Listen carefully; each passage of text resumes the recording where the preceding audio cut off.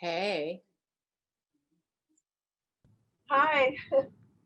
Hi, how are you? I'm on an external monitor, so I can't. My screen is off. So Oh, that's okay. That's fine. Oh, I got a bunch of people in the waiting room.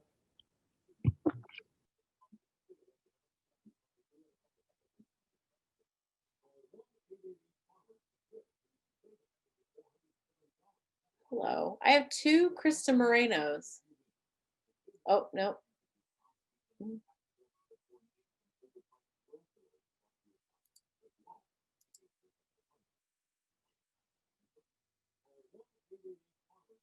Hi, Madison. Hi, Sandy. Hi, Eden. Hi there. Hi.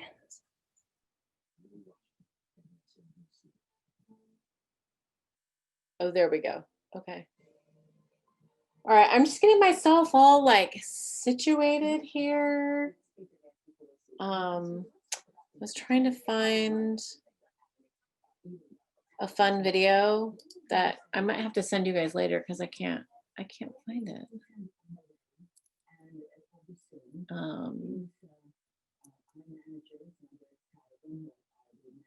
So bear with me for a second here.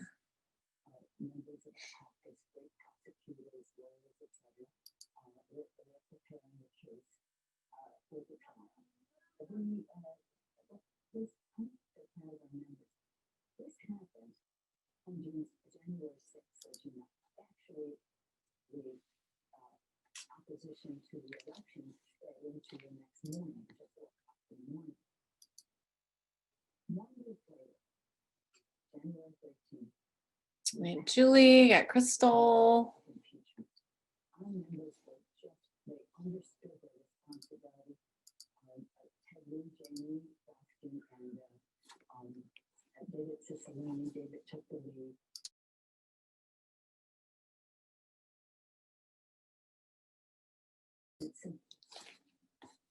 Okay, I had the news on, so I needed to turn that off.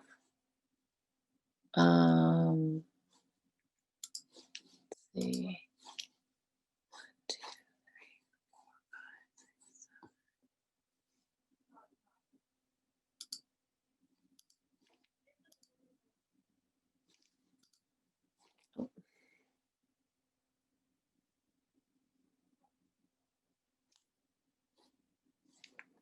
I'm still trying to figure out how to make it so it's funny how last semester I didn't have to let people in from the waiting room.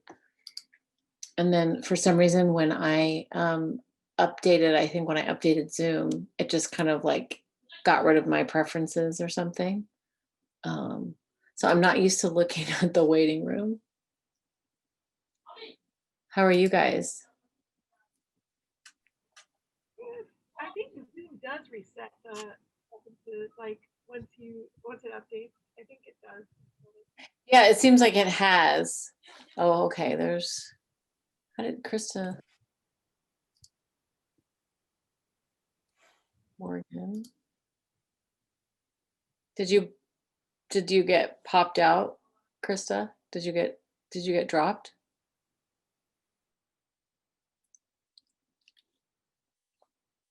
There's Morgan. Okay, I'm gonna wait just a little bit longer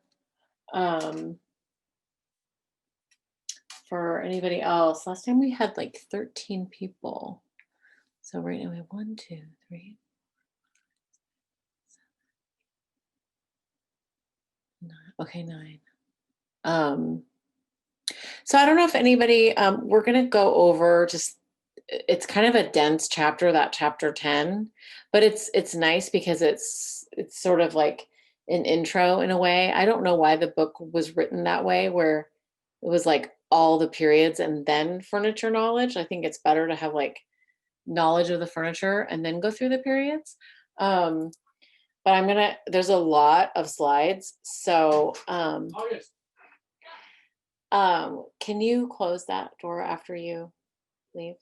Thanks. my kids. Anyway, what was I saying? It's dense. It's just a lot of material and it's a lot of slides and I'm probably going to go fast. But what I'm going to do is I'm going to give you this, the lecture slides. I'm going to put them up on Canvas so you guys can just look at them whenever you feel like looking at them.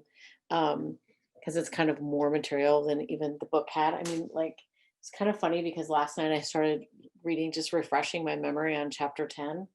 And Jeff just pointed out to me, he's like, it's really short. And I'm like, oh my gosh, it's like 3 pages. It's kind of hilarious.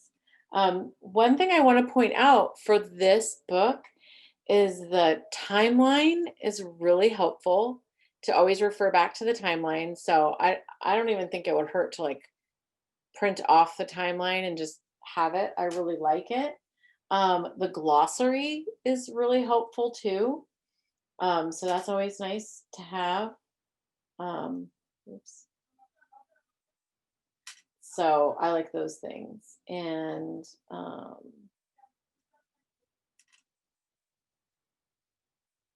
I might have to go back to the book to refresh my memory a little bit. Okay. Who is here? Anybody in the guest? All right. I'm just going to start. I'm going to share my screen.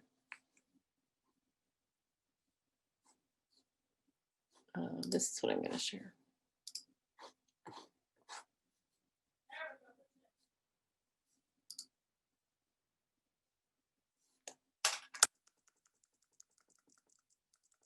See, a lot of slides.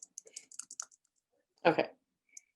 So, a lot of this is like pretty much straight from the book. So, want to talk first about ergonomics. You may or may not know a lot about ergonomics. If you've sat in an office desk chair, you know, like this one, you can't really tell, but it's really nice, ergonomically correct. It's just the, oops. It's the relationship between humans and their environment. And some of the things you learn about ergonomics is just like kind of intuitive, and then it's also like numbers too. So I'm not gonna, I don't think I'm gonna necessarily like ask for specific things. I mean, there might be a couple of things I might ask for, but all of our tests are like open book, open note, because in my opinion, you can always look up stuff. I guess just, I guess how quickly you can look it up or find the answer. Just based on the function, this ergonomics is relationship is based on the function of the object, how the body responds to it. So we've all sat in chairs that are just incredibly uncomfortable. And that's why whoever built it wasn't taking into account the way the body wants to be. And I particularly think it's really interesting that seating even came about.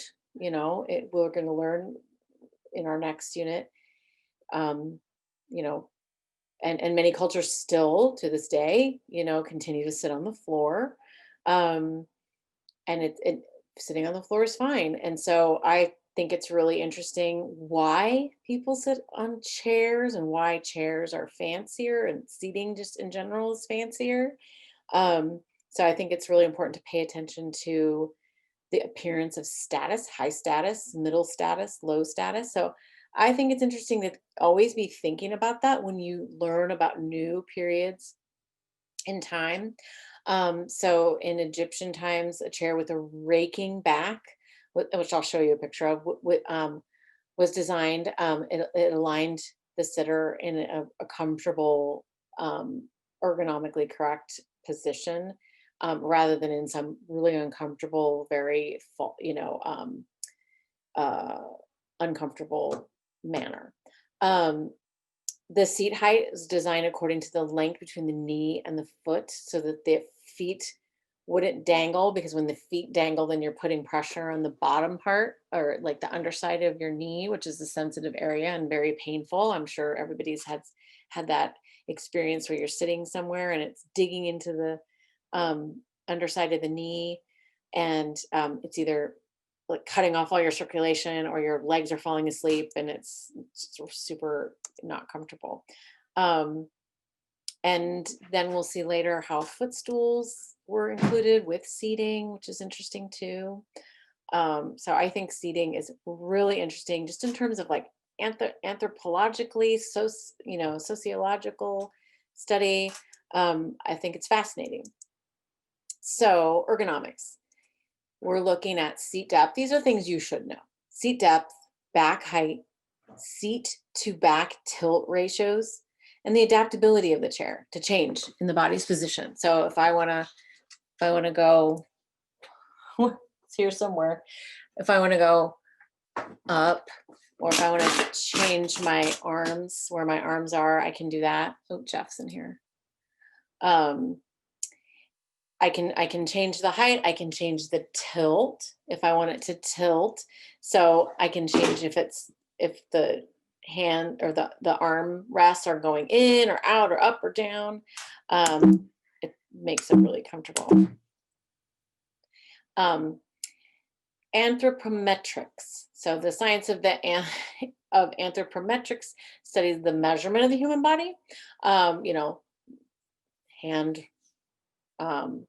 forearm, whole arm. So there's an artist, science inventor, brought the philosophy of man as the measure of all things to life, and that is Leonardo da Vinci. So you see his sketch studies. He would sketch anatomy, and he noticed that the wingspan of a person usually corresponds to their height, and then there's other measurements too that correspond, like your fingertip corresponds to a measurement, your wrist, your hand, the inside of your arm. So it's all very interesting how it's interconnected. And when you think about like Da Vinci, I have a handout or something for you guys to read that I found recently. And it's really interesting. So if you look at this study that he drew of Vitruvian Man, this is what I want you to do with buildings too. I want you to think about bisecting it on the axis, and you fold it over, and it's the same. And it's very similar in terms of many classical and not so classical buildings and structures. So it's like taking it from the human scale to the scale of buildings and architecture. So the tilt of the back, the pitch of the seat are just important factors. You don't want to be 90 degrees unless you are leaning forward. Most chairs, you can tilt that up, up to 5 degrees. And then you can do a greater pitch is like a recliner, right?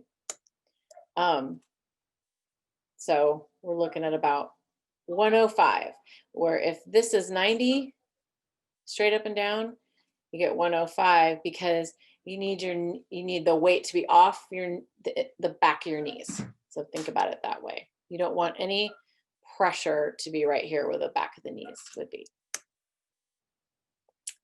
Also need to provide lumbar support, which is your lower back, and it is an undulating shape. So having it be very straight is not very comfortable. So something that supports the natural curvature of the spine. And you see that little line drawing there. You got a little bit of a lumbar support, and you notice that like when you sit in your car, there's like a lot of cars have a bunch of different settings. You can make the lumbar more, back, forth, back, forth, all that. Hold on 1 second. There you go. So this is like a Queen Anne side chair, and it's not, a super comfortable chair, but it's probably pretty comfortable, right? For eating dinner or something like that. It has the 5 degrees off the horizontal. and a bit of an undulating back for the spine. So it's taking into account those human factors. Um, and then this reiterates that sensitive area behind the knees. Um, and then the seat cannot be too shallow or the body becomes cantilevered without proper support. So I think we've all probably sat on a bench or something like this at a sporting event or something like that, and you just become real tired of supporting your own body, sitting on a shallow kind of seat because you don't have enough back support, you don't have enough forward support. Um, and to give you an idea of what cantilevered means in architecture, it's when you have an unsupported span or a seemingly unsupported span. Like this is obviously supported by the pilings here, but you see a lot of cantilever in architecture. But when you don't have a support in cantilever, it's really not very comfortable. So this is the wingback chair. We were talking about this last time, and wingback chairs. This is a very comfortable chair, and there's a lot that goes into creating a chair like this. So when you think about ergonomics, or there's another study called human factors. So if most men have a shoulder breadth of 19 inches, then that is the size between the wings. And since we want to design for, all range of sizes, we want to design it that big. And in terms of a wing chair, I think you probably do want to design it to be kind of big, unless you're definitely designing for, a smaller person. Furniture is obviously constantly evolving, but one thing you'll notice as we go through how themes will repeat themselves, which I think as studying these themes and studying these motifs, I think it's very satisfying to see the themes come back and see that there's a reason why certain things stay in style. And I think it's also satisfying because once you get into modernism, you really are seeing something completely different. And it's really fun and interesting, to study why those things are completely different. And even now you can go back and you can go into somebody's interior and they could have a Rococo style chair or a Hepplewhite chair, and you're not going to bat an eye because it doesn't look strange. It's very much a style that is acceptable now. So that's really fun. So we're going to talk about anatomy of furniture, the parts of furniture. So from the Middle Ages to welded metal of the industrial age, and then even traditional horsehair stuffing to now flock upholstery. So there's a lot of different ways that furniture is made. So one of the things we'll start with is just wood, right? Because a lot of furniture is made of wood. And when the wood is exposed, it's a little easier, but we'll also talk about upholstered furniture, so where you don't really see it. So two types of wood that furniture and millwork. And when I say millwork, we mean built-ins. When we say case goods, we mean a different thing. We mean stand-alone pieces like side tables, dressers, nightstands, things like that. Those are case goods. Those can, sometimes they're called commodes. So they're made from hardwoods or softwoods. Hardwoods are deciduous trees, the trees that have the solid leaves, broadleaf. Those leaves drop in the winter. And then softwoods are made of coniferous trees, like pine trees. They have needles or cones. The wood is just softer, so faster growing trees. And sometimes these softwoods are used for the body of a furniture piece, and then they're covered in a hardwood veneer, which we will also talk about. But the hardwoods are the best type of woods just because they are just stronger, slower growing, harder. So that's examples of those are oak, walnut, cherry, mahogany. And since wood is natural, it is subject to expanding, contracting, warping, um, anything like that. But it does help if you treat it before you use it to build things because it conditions the wood so that it is harder and stronger. And we'll talk about that too. Kiln drying is what I was talking about in terms of like conditioning wood prior to making anything, and it reduces the warping and cracking because it's just harder. It takes all the moisture out, so it's hard. It's ready to go. It gets rid of any issues that the wood may have itself because it's a living thing. Gets rid of insects, and if there's any sap or resin in the body of the wood, it dries that out, and it's not going to bother and come in and stain anything or ruin, your piece. So you're going to always have little cracks. You're going to always, sometimes you might have larger cracks. Those are called checks. So that's some nice lingo too, because you can look at a piece, at a store or flea market, and you're like, oh, I see checks in the wood. Will you give me a discount? um, and then wood coloring and grains. So I think this is a really interesting thing. It really trains your eye because I think sometimes you're not used to the fact that wood has different kinds of grains, directions for the grain.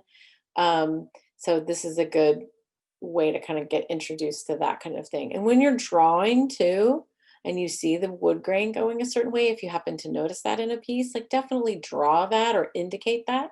And even take a guess, be like, oh, this looks like it's rift cut, this particular piece. And if you're wrong, who cares? Or you can look it up. There's a million ways to look things up, in Google. So feel free to look it up, and then you'll have that identified.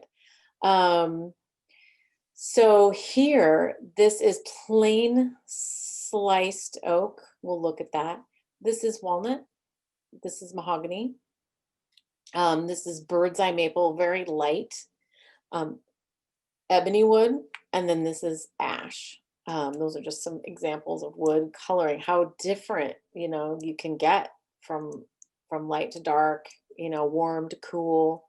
And also be thinking about wood grain. When you're looking at interiors and you think about wood color, wood grain, keep in mind wood is a color.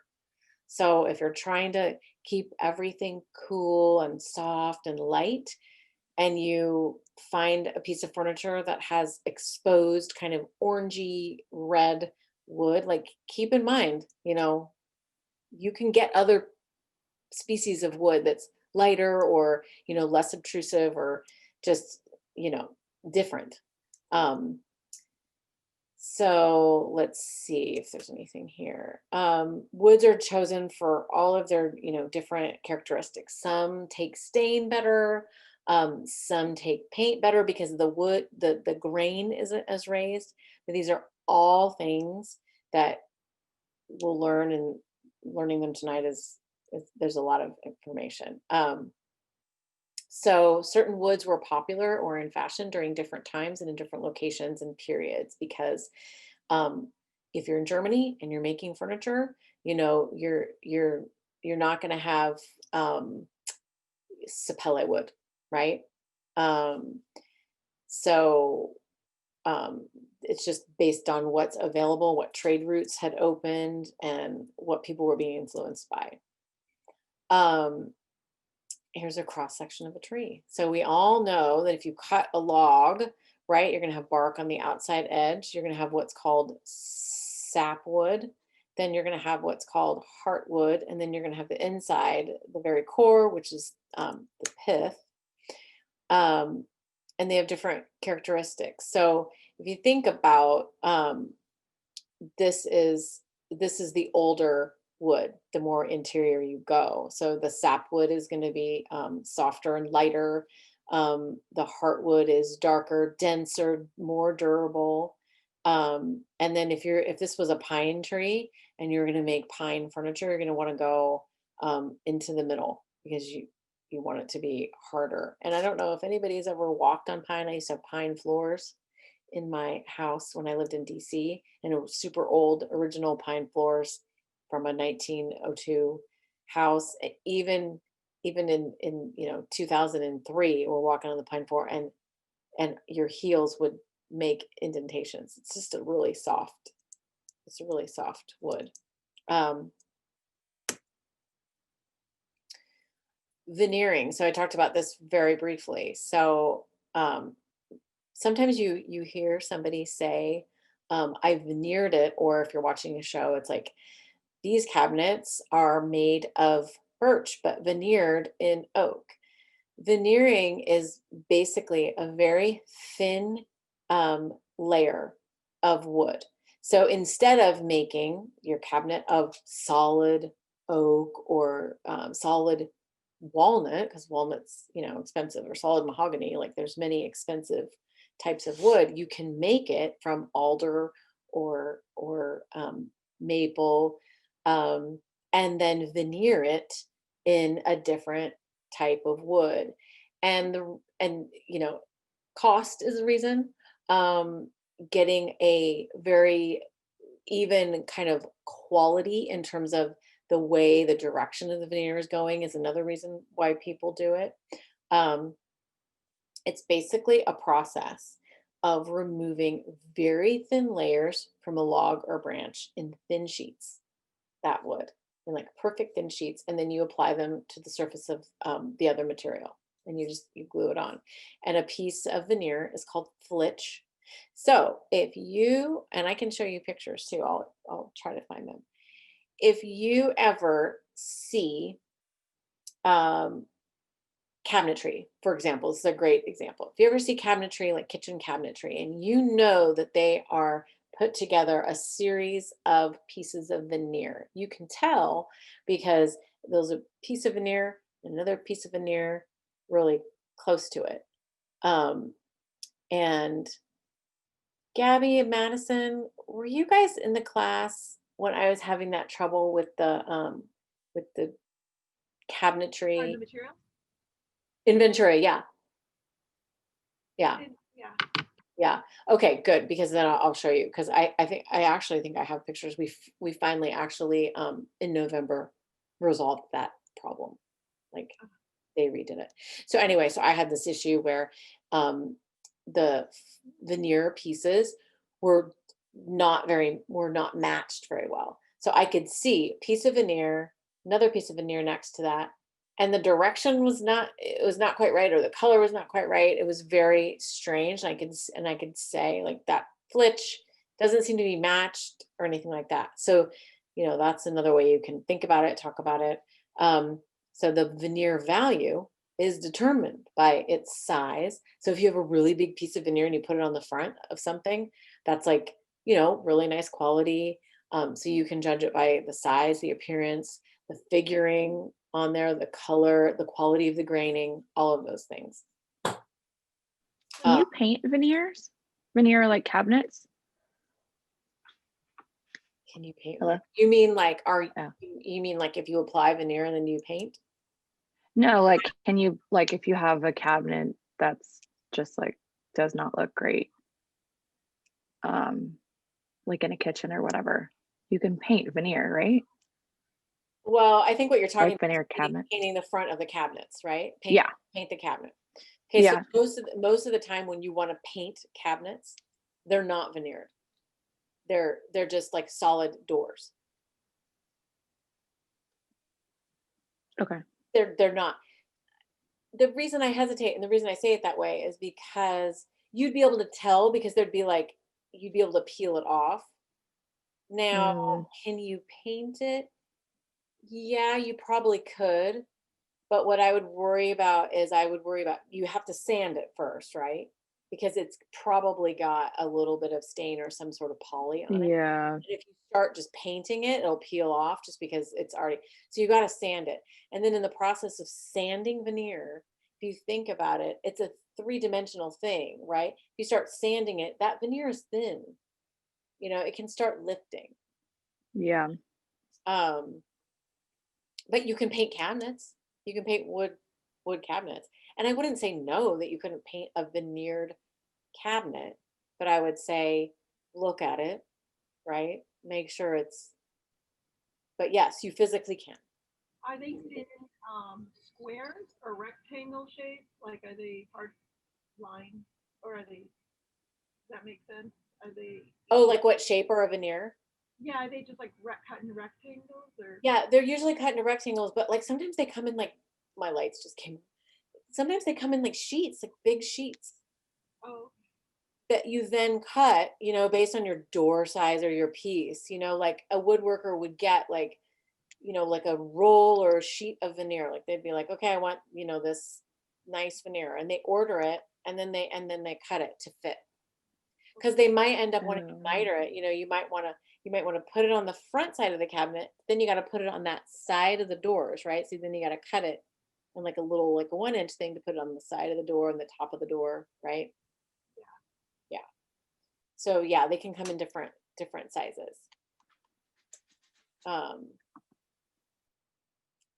So I mean, some stuff that you can have in the veneer that you got to like think about is, you have like the little wormholes, or you might have knots, but that like adds to, if you pick hickory and you get a hickory veneer, you're gonna get some knots, right? Like black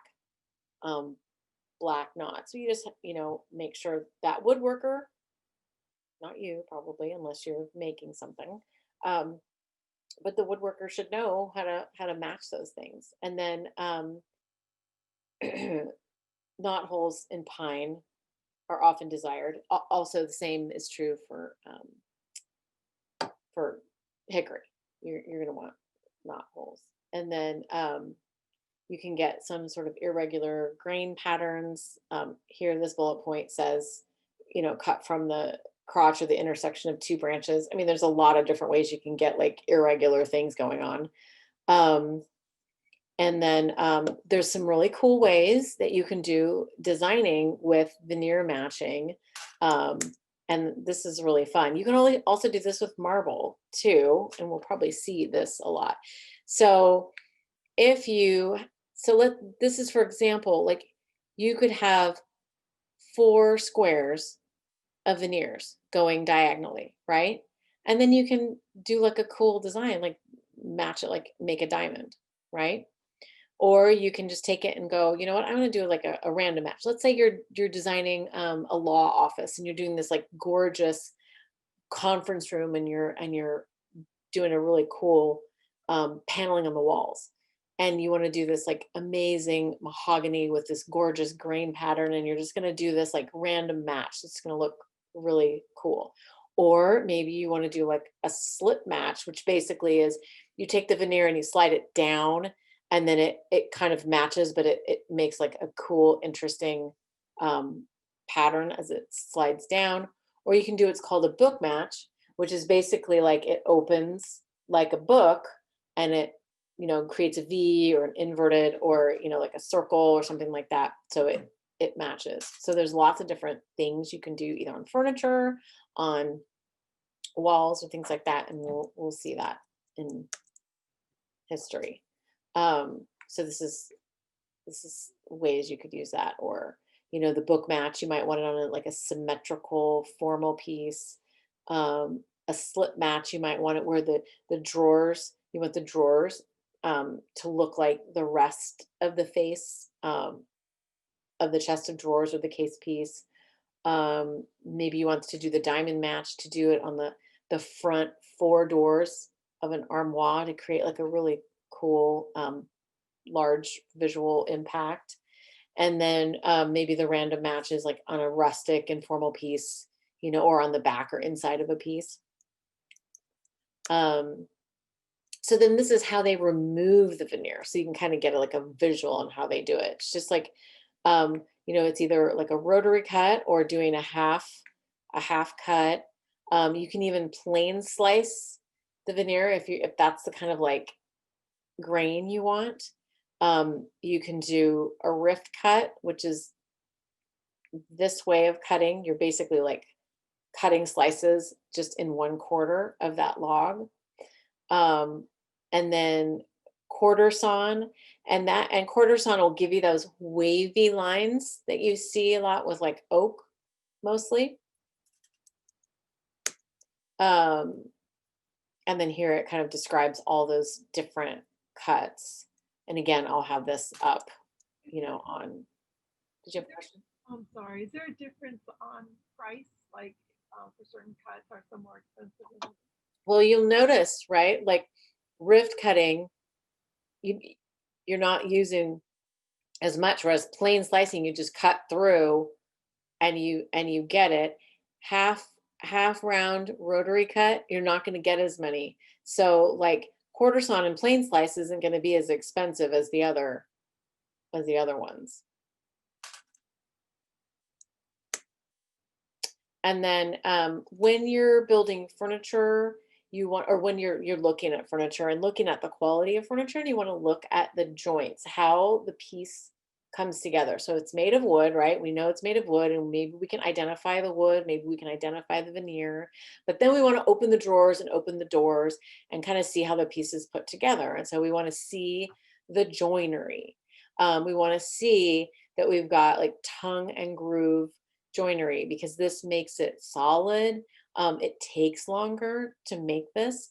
We want to see mortise and tenon. These are old techniques for putting together furniture. It's not, you didn't nail it together, you didn't screw it together, you used wood pieces to connect it and then glue it. Doweling, using cylinders, wood cylinders to secure two pieces, you know, in a piece of furniture like a chair or whatever. That's a super old method of creating furniture. So basically what it is, it's just the cylinders that are put in to one end and then put in, and then they connect A to B right here. Finger joints are very, like, probably the strongest way to connect pieces. And then here's, this is called rabbeted. Your book has these too. So this is rabbeted. So this is one view of rabbeted, and here's another view of rabbeted. And then a butt joint is just two pieces placed together, but then this makes it stronger, the butt joint with corner block. And then I think we've all seen these dovetail joints. This is a very common way of connecting the corners of a drawer. And it's high quality too.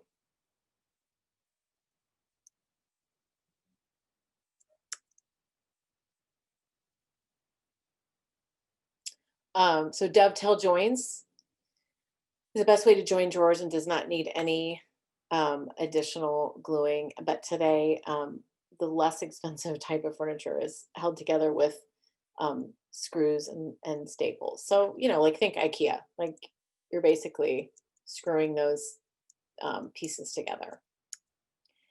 And then now let's move on to like upholstered pieces. So upholstered pieces have a frame, and that creates that design style, and it's a foundation to build on top of to be able to put the upholstery on.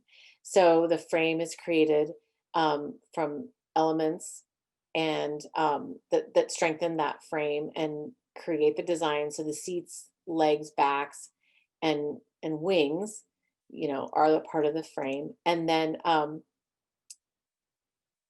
the open frames are commonly used for upholstery. The open cavity allows for the platform of springs for the seats. So we'll that kind of seems confusing right now, but I'll show that to you. Frames can be made from wood, metal, or plastic. And then wooden frames should always be made of kiln dried. So again, going back to the drying and the prepping of your materials to get rid of all the bugs, you know, dry it out, all the moisture, resin, everything. And then straight grained wood that are free of knots. And the reason they want them to be free of knots is because if there's a knot in the middle of something, it usually makes it less stable, less strong. So you just want to pick the kind that doesn't have it in there. And then anything that's visible to the eye, once the piece is made, should have like some sort of attractive, like visible grain pattern. That is the, more desired over, not having a visible grain pattern. So this is the frame of the wing chair. So before, when we were talking about open frames, this is an open frame because this allows us to put in the guts of the upholstery and to make it supportive, like to put the springs and things in there, and the padding. And then these are different from the frame. And can you even tell me why the legs might be different color? Maybe even species, probably species too. Is it because those are showing? Those will be showing? Yeah, because they're showing. I don't think they're very pretty legs, but they're showing. They're blocky. And I think legs are a big deal. I used to not think they were a big deal, but they're a big deal. And yes, they will be standard painted. So like traditional upholstery methods, first you're gonna put you're gonna create webbing so that you can keep everything in, right? It's made from slats, jute, metal, plastic. Rubber provides the support for the springs that kind of create that contour and the shape that you want. Coil springs were introduced in the mid 18th century. And then we've got a lot of other kind of springs. So it either requires a 4-way or 8-way hand-tied process. And basically the reason you tie it is to keep it down so that the coil doesn't pop up and poke away. So you're tying it down. And then like I said, keep it from puncturing through the upholstery or fabric. But the act of tying it down, if you're really good at it, is you are able to create this really nice like shape based on how you tie it, because you tie some parts of it tighter than the others so that you get like the perfect shape. So once you get that upholstery on there, you have this really satisfying shape to it. And it's not easy to do. So when you make furniture, when you design furniture, there's a lot of times you're able to choose like how springy you want it to be, and that's like a really fun thing to do. So it's basically the gauge of the wire, the type of coil, the number of coils used, and these are really common and good methods of making the furniture. And you can do zigzag springs, which I'll show you a picture of. It's just a faster method, and they can be stapled, but we don't really like that. So when you're asking, it's nice to ask, is this 8-way tied? And it just gives more support. And then they stretch burlap over that just to kind of protect you from the springs. Then they add stuffing. The stuffing used to be made in the Renaissance, used to be made of horsehair. I think in some circumstances it still might be, because it's like, manes and tails. And then dried moss has been used. Just seems like to me would smell really funny. And then Dacron fibers, which is a man-made, like a synthetic soft fiber. You've probably seen it as like stuffing in certain pillows, like throw pillows. And then obviously down and feathers too.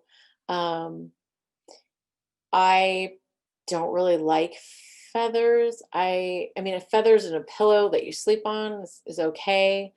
But I really do think feathers can get really heavy and like really like they just sort of like flop, and they're really hard to fluff. Whereas there's other materials like, Dacron, that fluff a little bit better and stay fluffy. And then this, I don't know if it's Dacron, but it's like this angel hair that sometimes upholsterers will fill stuff. So it's nice.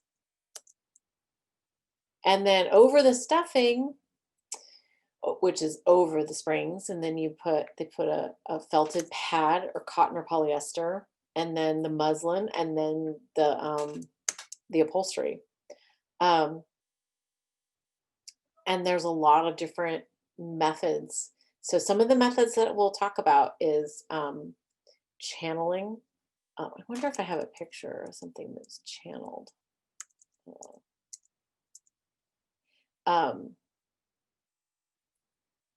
Maybe what I'll do is try to find a photo that corresponds to each of these so that you can see that. Channeling, I know that CB2, there's a lot of like Art Deco that's really getting popular right now. So there's a lot of pieces, furniture pieces, more than they used to have, that have channeling in it. It's basically when they tuft it, only going vertically, and the channel, they sew a seam vertically, and then it's kind of poofy, and then it's another channel, and then it's poofy. And then fluting, tufting, I think pretty much everybody is it's sort of like diamond shaped pockets. Boxing, welting, banding, and then skirting, where you basically create like a skirt on the bottom. Box pleats, gathers. I think I'm going to do this. I'm going to take a picture of this, and I'm going to get an example for all of these for you guys.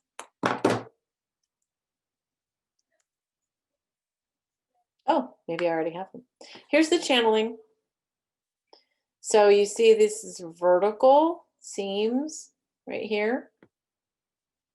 So that's channeling, and there's these little buttons that are sewn in here. And here's also an example of welting. Here's a welt.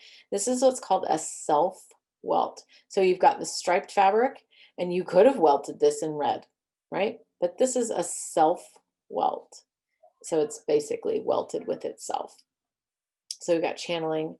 And then here we've got welting, and we have box pleats. So right here, this cute little skirt has box pleat, and so does this skirt has a box pleat. And then this is self welting as well. And they've got little pleating up here too. And the welt is basically like kind of like the hard outline of the edge of the furniture piece, if that makes sense. And if it doesn't make sense, let me know, because sometimes it takes a little bit for your eye to sort of like get used to what you're seeing. But right here is a really good example of a welt, because you could have. Go ahead. Sorry. No. So is welting just interchangeable with piping? Yeah, it is. Okay. Yeah, because you could have just done a straight seam here and not done any welting, because welting actually takes a lot of fabric, because they've got to like cut off like a slit of like a slice of the fabric, and then they roll it and then apply it to the piece. So They have like little long tubes though, like in sewing, like it looks like almost like a straw. right. So you can just sew it over, and it Yeah, yeah. attach it. Yeah, but you don't have to welt anything, It doesn't really need to be welted. Okay, so fluting and fringe. So here's the fluting. So it's kind of like channeling, only it's fluted. And then this is the fringe. This is like what you'd call probably something fancy, like a bullion fringe, because it's really long. And then this is tufting. So this is button tufted. So all of these is like a diamond, creates like a diamond pattern, and you put a button, and then it's tufted, and you have padding. And making one of these pieces is really hard, because they have to like lay the leather, and leather isn't, infinite. Leather is not a big piece when you have a hide. So you've got to like position it, and then you've got to make the little tufts and position it so that you can kind of create the tufts and see, because as you go and as you gather it, it gets shorter and shorter and shorter. It's hard to explain. You almost have to see them do it. And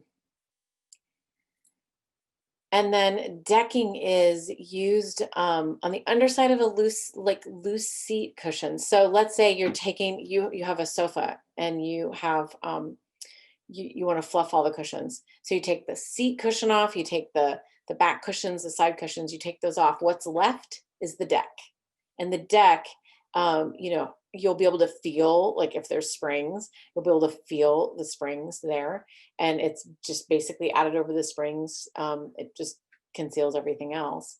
And it's usually, when they say, here made of inferior material, it's just like, if your sofa obviously is made from, silk or linen or something like that, there's no use putting that on there too. So you just make it out of muslin or cotton or something like that. And then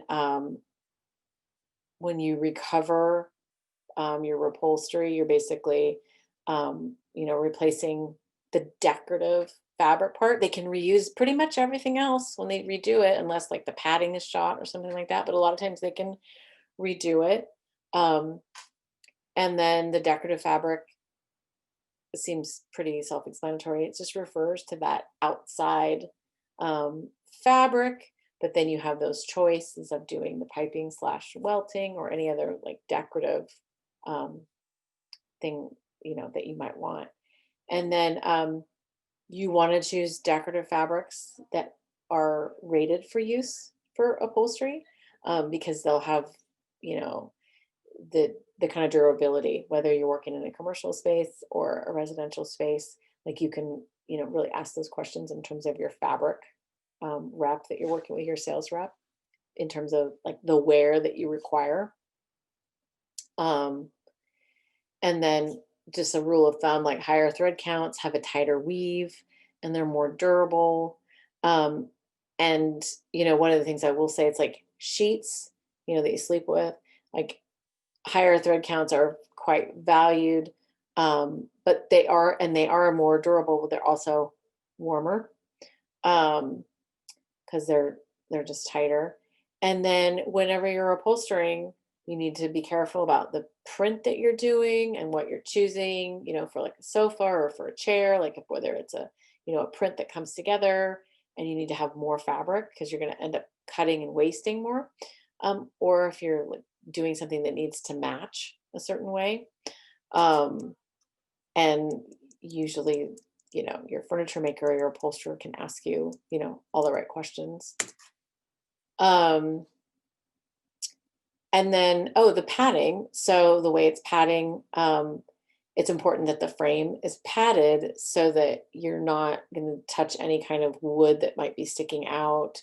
It will end up rubbing, on that wood, and it will, it will cause a problem. Cotton and polydacron are the most popular frame padding materials. And then the seat cushions will be filled with, one of these combinations. So high density polyurethane foam wrapped in Dacron is most common, least expensive. Sometimes it's a little like hard for people, but I've noticed that people, like when I used to work at Restoration Hardware, it was like a really big deal to have the down cushions. And then everybody stopped wanting to have down. Like I said, it's like heavy, it settles in weird spots. The foam is almost better for like, especially, when you don't want to have to like fluff the seat later, you just don't want to have to worry about it. Or if you're like a little bit older and you need something that helps you kind of like spring out of your seat. I've noticed that is an issue. So then sometimes the spring down cushions have inner spring coils surrounded by foam wrapped in Dacron. And this is kind of nice too, because you have that kind of like a little bit of give, but you also have that memory of the foam. But then the down gives it that kind of feeling. And then this is really specific to note that this cushion does not retain its shape without occasional fluffing, which, I mean, sometimes isn't what people want to do. So it's nice also to differentiate between like loose and tight. This sofa, not including the cushions, this sofa is a tight sofa. And what I mean by tight is that there's no loose cushions that you need to fluff. This is it. You sit in it, you get up, you're not going to have to fix anything except for these pillows.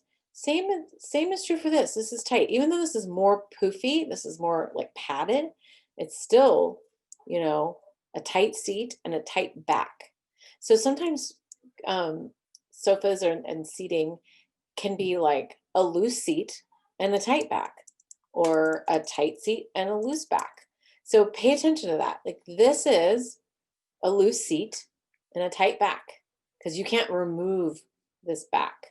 This is again a loose seat and a tight back. But you're not going to have to do a lot of fluffing for either of these things. But kind of pay attention, because, you know, obviously as time goes on, things get a little bit fussier. You know, and it's an interesting thing to note, and also a really good thing to understand in terms of like what you might want to sell your clients. You know, some people have tolerance for these, you know, loose seat, tight back, loose seats, loose backs. Anyway, here's some very specific things about S-shaped springs, different springs, but I'm going to let you read that on your own. I think I went over some of it anyway. And then we can talk a little bit about this. So natural fibers are very nice. Now, natural fibers are not performance fabrics. And when I say performance fabrics, I mean like things that are pet and child proof, right? A really good fabric can be wool, because it kind of naturally repels stains, and it's a little easier, I think, to get things out of wool. But, you know, you can always stain treat things. You can stain treat anything. But you do need to keep in mind that some people just can't handle those chemicals and don't want to have those chemicals. So that's just something to think about, you know, in terms of choosing fabric. And I mean, in terms of fabric that we're going to go over, we're going to see a lot of natural fibers. We're going to see a lot of flax and linen, and then we're going to see probably a lot more silk. We'll see wool and flax and linen like in textiles. And then you don't really even see obviously any synthetic anything, you know, until like the 50s, you know, after World War II or during World War II, but they didn't know how to do that. And then just in general, how to spot quality. So you want to look for strong, stable, you want to look for stability. And then when you touch the arm of a chair, you don't want to be able to feel like the hard frame parts, or you don't want to see anything like poking out visibly. You want to pay attention to the grain patterns, and that they're going the same direction, and they, you know, are high quality, and that the patterns match, and that in the fabric you have like straight, strong seams, and if they have piping, it's straight and it matches. The fabric matches, the pattern matches, the buttons are on. The joints are really well done, doweled, screwed, and glued. The arms are, you know, reinforced somehow, and then the upholstery has been done in a high quality way. All the coil springs are where they should be, tied securely, and then you've got the padding is firm and feels good. And you're just going to pay more. And then in terms of like case goods, there needs to be like an even match, and the coloring needs to be consistent on the veneer of the front and sides. So if you're looking at a piece and you kind of feel like, oh, they pulled out a piece of that veneer and like replaced it with something else, you know, you can tell, you'll be able to tell if you look at it. Glass doors should be secured on both sides. So it shouldn't have, like when you look at glass, it shouldn't just have like a stopper on one side and then like kind of like nothing on the other, or else it'll rattle. So it should be tight in there between two pieces of wood. Um, and then the glass shelves should be, a certain thickness is at least 3/8 of an inch. And you can probably eyeball, 3/8 of an inch. Um, and then, so carvings, this is interesting. Carvings in a piece of wood or in a piece of furniture should be sharp, because a lot of times, like feet tend to be molded, like molded pieces.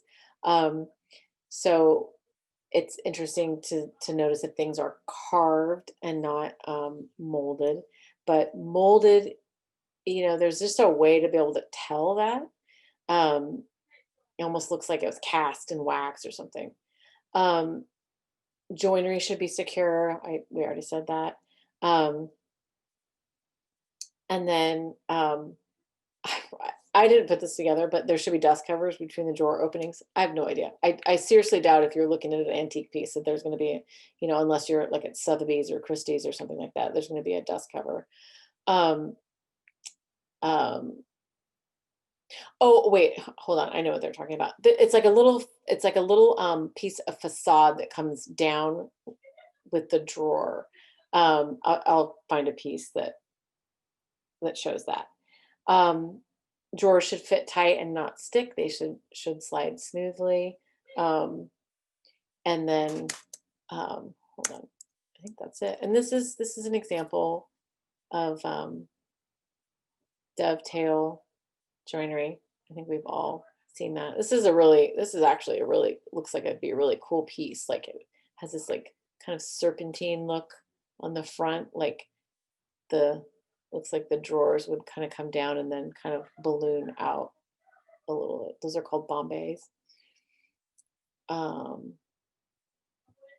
So that was my quick and dirty furniture construction.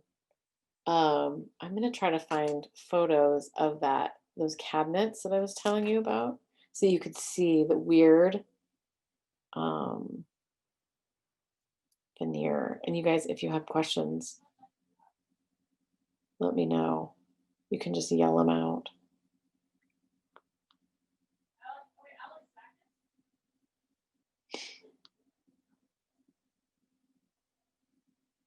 No.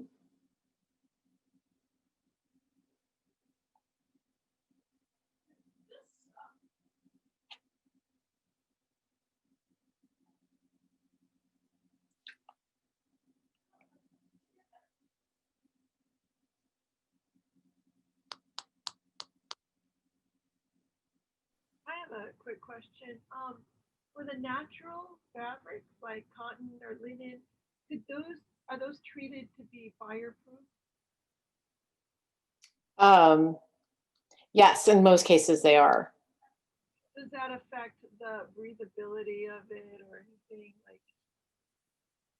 Um, that's a good question. I don't know. Because I'm wondering if all the chemicals of that would defeat the purpose of the natural. I think some people think that. I mean, I've had a client who was like, didn't want anything, that had been stain treated, because it introduces, because what it introduces is a lot of times it's almost like putting Teflon. In some cases, it is actually putting Teflon, which is a synthetic, over top of that fabric. So I would think that it would have to affect, the way it breathes, or, Yeah. I mean, there's still like, traces of holes in there. Hold on. I know what I'm going to do. I'm going to look for Ventura. Hold on. I'm going to find these.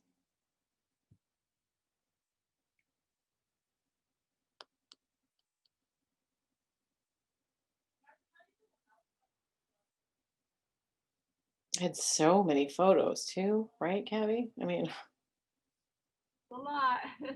I had so many. Oh, okay, I'm getting to it. Oh my gosh. Okay, here we go. Hold on. November 13th. Oh, you guys, this is going to be such a good example. Hold on. I just need to go to Google Photos.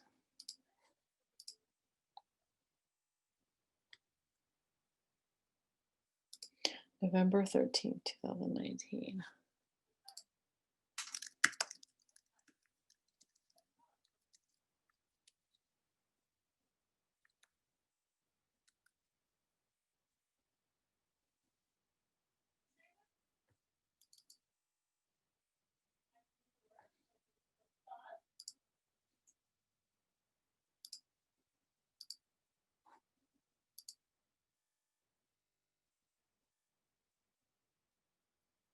Okay, can you see that? Yes. Okay. Hold on. So here is a bunch of these cabinets. We were very unsatisfied with these cabinets. Because if you notice, this is how big the veneers were, like 4 inches by 9 inches, and just stuck on there, seemingly no thought about how one matched the next or if it did. You know, we would have thought that you would take a piece of veneer and cut it, you know, the size of a drawer and apply it. That seems like that would be the way to do it. Or, you know, like take this piece of veneer and maybe put it next to this piece of veneer, but not this veneer. And then up here you have like a couple of pink pieces of veneer. Does everybody see what I'm talking about? It is patchwork like. Super patchworky. I mean, some of them here, I'm gonna show you. It's really pink here. This isn't as bad as some of them was. So bar area. Yeah, that looks Okay. cool. Yeah, you know, This is terrible. This middle drawer, this is all one cabinet, 3 drawers.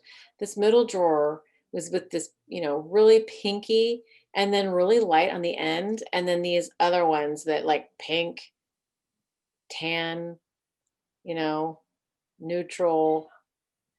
We were just like, I don't understand, you know, why there's so many colors. Let me see if I can find.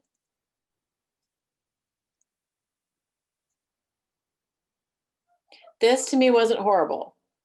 Wasn't great here. So because right here, this isn't hurting my eyes. It's, again, this isn't my favorite.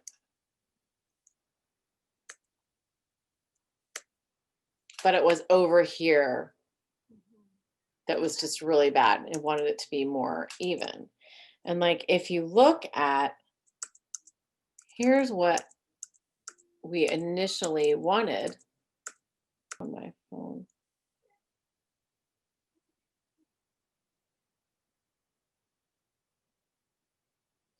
So mismatched warm color.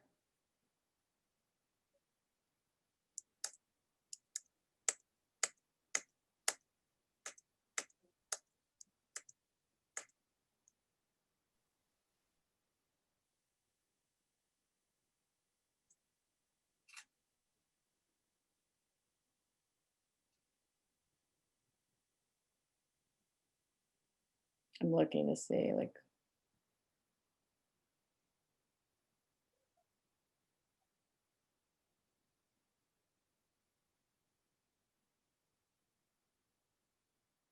we originally wanted something that would be like the drawers would look like this all the way through. So it would look like a continuation, of these lines all the way through. And that's what we thought we would be getting.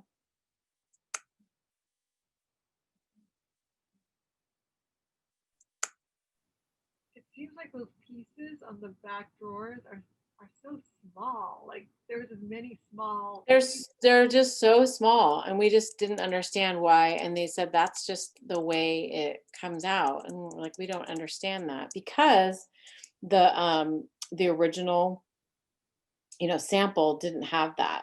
It had more of a uniform. Right, like, yeah, where you probably didn't notice it was a bunch of smaller squares or, Yeah.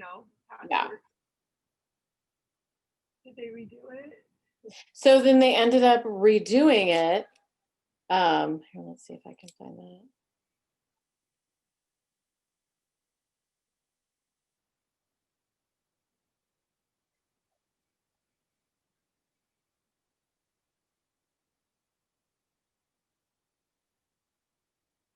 Let's see.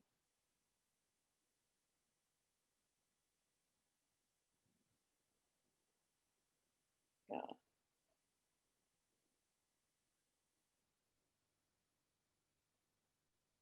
So they ended up, oh wait, yeah.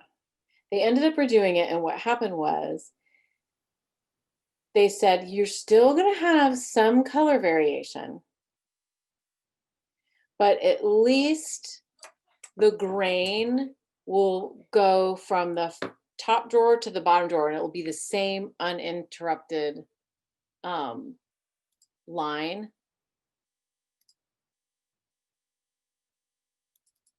Hold on.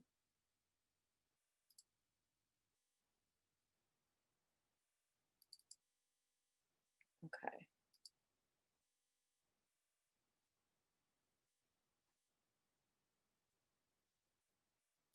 I'm going to switch my screen.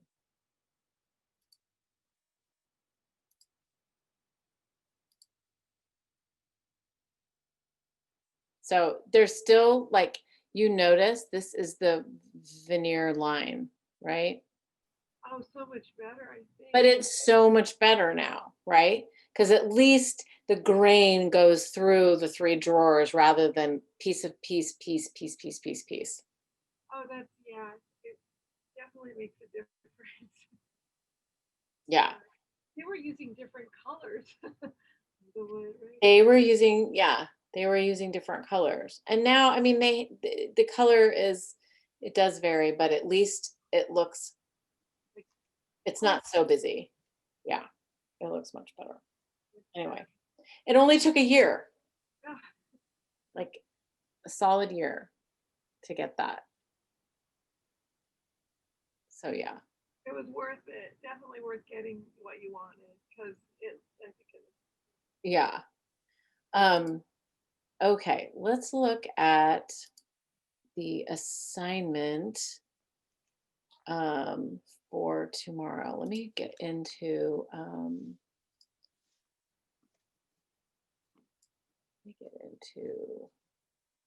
Canvas, and I'll look with you in Canvas.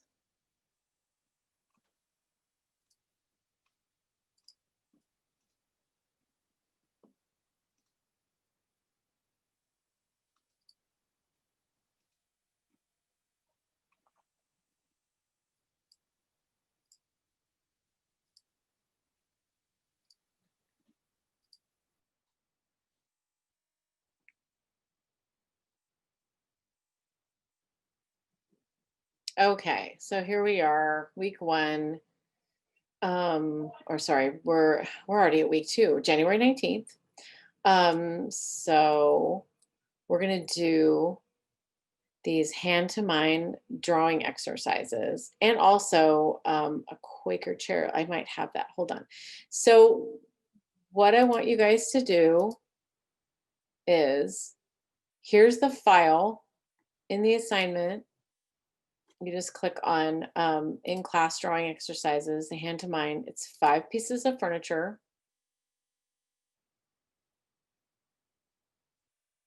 And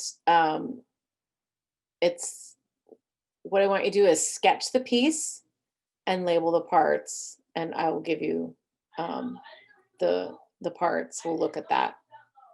And I'll put that on the in the canvas as well. So I will put that, I'll show you right now where I'll put that. I'll basically put the Zoom lecture, which you won't care about because you'll have already watched me do this. But I'll put that right here. I'll be like, oh wait, sorry. I'll put it under the Zoom recording, and I'll just call it like labeling, or drawing labels for in-class drawing exercises. Or maybe I'll just put it right here. I'll just put it right in the assignment. Sorry, I don't mean to like complicate things. But anyway, so I want you to do that, and let's look at the Quaker chair in Philadelphia. Yeah, and then do this one too and label it correctly. And so again, just do it in your sketchbook. So this will be the first assignment that you do in your sketchbook, and it's going to be 6 drawings.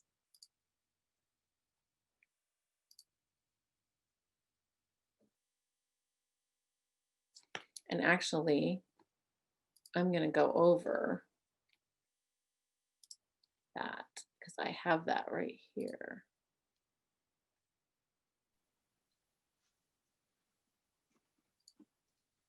That's not supposed to be published yet, right? We're not supposed to be able to see that right now. Hold on.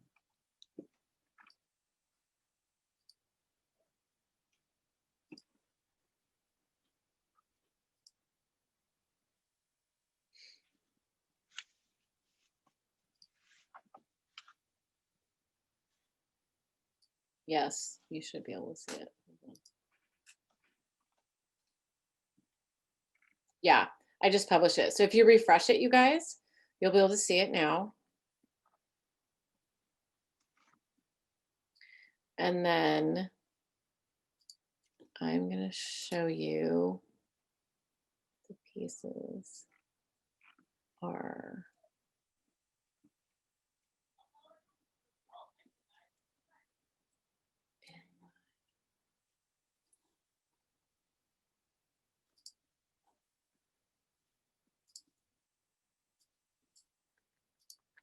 Can you see that? The 3 main types of furniture? Yeah. Okay. So this is the slides that have the labeling for the, all the names for labeling on these pieces of furniture. So this is what I'll put in there. So the 3 main types of furniture are the, chairs, tables, and case goods. This is what I talked about before. So any kind of wooden piece used for storage. Bookcases, bureaus, chests, china cabinets, it's a case piece. And then millwork is that kind of wood furniture that's built in. So anything built in, cabinetry, bookshelves that are built in. And then decorative pieces are just like any kind of object that can be moved around. So this is an armchair. This is the George II armchair, and it's solid wood, and it has a drop-in seat. So basically this upholstered part, which is padded, can be really easily pulled out, reupholstered, and put back in. So it's kind of cool. This basically creates a frame for it. And then the shaped top rail and the vase shaped this part is called the splat. So here's the labeled, let me go to that. So this is the labeled drawing. So this area is the top rail, and then these sides are stiles. Then this design, no matter what kind of design it is called the splat, and then the rest of it is usually open. Armrest, this arm is a scroll. This is the arm support. Again, this is that drop-in seat. Then this is the seat rail. So you've got a top rail and you've got the seat rail. And then this thing is called the knee, which makes sense. And then this is like a pad foot. And then that's the leg. So then all of these have, their corresponding, labels. So what I want you guys to do is just draw these items and then label them, which I think will kind of by osmosis kind of push them into your head and you'll understand. And the reason this is important, and I don't want you to like breeze by this in a way, because I want you to think about it, because a lot of these names are architectural. A frieze you'll see in Greek and Roman architect architectural work. Also, a cornice is an architectural term. So you'll see a lot of these things, like an apron is a word that's used a lot. A plinth is an architectural term. So it's just really good to like see these words and use them and write them and draw these things. And like a scutcheon sometimes is confusing to people. And a scutcheon is like a metal piece that is placed around an opening. So escutcheons can be used a lot of different ways. It's not just for like a keyhole or piece of hardware. You can use an escutcheon when you install a faucet. You notice sometimes you can install faucets just straight onto the deck of the marble or the stone, but then sometimes there's like another little piece that's like wider or bigger than your actual faucet, or that connects the faucet to the hot and cold, and it's a piece that goes underneath it, and that's called the escutcheon. Anything that sort of like is a barrier between like your one surface going into another surface, or like almost like a transition piece, can be an escutcheon. But there's a lot of different words. So yeah, so this is the pieces. This is an English gate leg table that's going to be really fun to draw. It actually is really fun to draw because it really makes you think about what you're looking at. And so I'm going to let you guys look at those. There's nothing. I was trying to see if there's anything specific I wanted you to think about. This is an interesting detail. The cup, I think it's called the cup and vase leg. So it's almost like an upside down cup and vase. So it's like, here's the vase, here's the cup, and it's upside down. And this is called a bun foot. You'll notice that feet are very different. This is considered a bracket foot because it looks like a bracket. And then you've got a splayed bracket foot, kind of like a straight, blocky leg with like a little bit of a pad on there. But this is kind of your introduction to like different shapes and names and things like that. So yeah, do that, and then do the Pennsylvania. Is it the Pennsylvania chair? It's the Quaker chair. It is the Pennsylvania. It's Philadelphia chair, the Quaker chair. So I'll put these in right now, and then you guys do the drawing exercises in your sketchbook, and then you take a photo of the sketches. And I mean, I think you can do several pages. I don't think you should do all your sketches on one page. I think that would be really hard. So do them on different pages, and then just photograph them and upload them to this assignment. And so these are in class. I think this is only 10 points, but then you can upload these, and and then we'll be able to look at them. And I think I've made this, I think what I'm going to do really quickly is make this into a discussion assignment so that everybody can see what everybody did. I think that makes it more fun.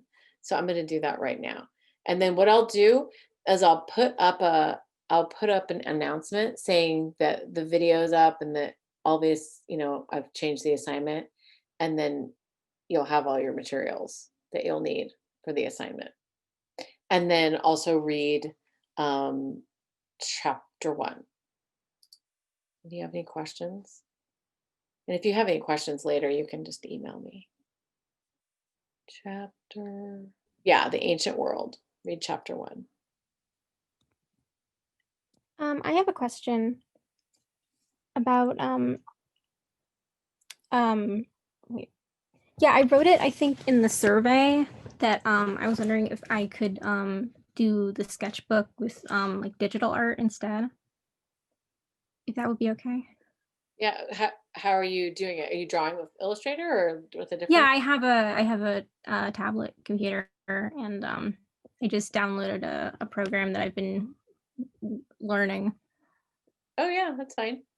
Okay. You're just drawing like with a stylus or something? Yeah. Oh yeah, that's fine. Yeah, that'll be fun and cool. Okay, cool. Yeah. Any other questions? Okay. All right. Well, if you need anything, let me know, and we'll see you next week, and I'll let you know when everything's up. Okay. Oh, I have a question actually. I just saw this. The Quaker Philly chair, it's got just the wrong year for the due date. Oh yeah, because I ported everything over. It's been so crazy.